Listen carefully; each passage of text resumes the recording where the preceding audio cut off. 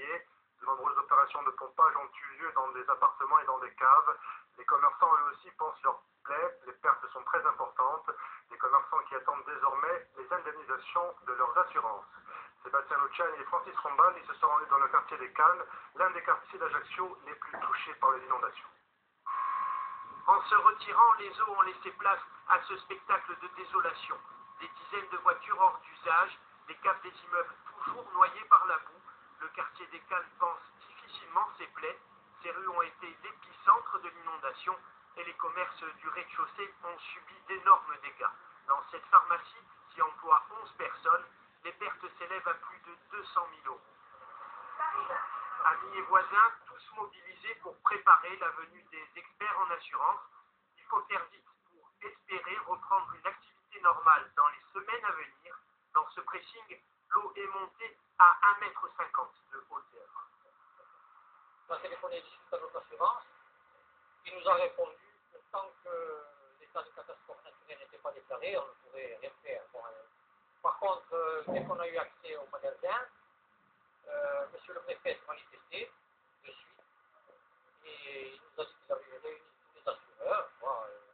C'est une réunion de faire aller le dossier au public. Voilà. Des conseils pour être indemnisés au mieux. Le propriétaire du pressing les reçoit de ses experts. Ils vont l'accompagner dans toutes ces démarches. Les compagnies d'assurance sont très pressées de rembourser les particuliers. Les assurés, dans notre cas de figure, très souvent vont approuver la proposition de la compagnie d'assurance précipitamment et vont s'apercevoir que effectivement, il y aura des problèmes par la suite au niveau des dommagements. Donc, si notre rôle, c'est avant tout d'apporter une assistance technique, d'accord, juridique également, et de les faire dédommager au mieux possible. Dans le magasin voisin, 95% des vêtements sont irrécupérables. La boue s'est logée dans les moindres recoins.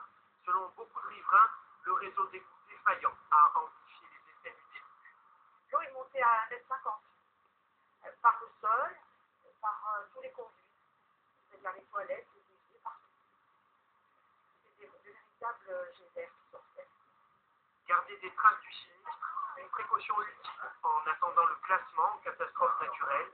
Les pouvoirs publics pourraient l'annoncer en début de semaine prochaine. Pour l'instant, les habitants craignent de nouvelles intempéries. La pluie doit faire son retour lundi. Justement, afin de prévenir de nouvelles inondations, les services techniques de la ville d'Ajaccio sont également mobilisés.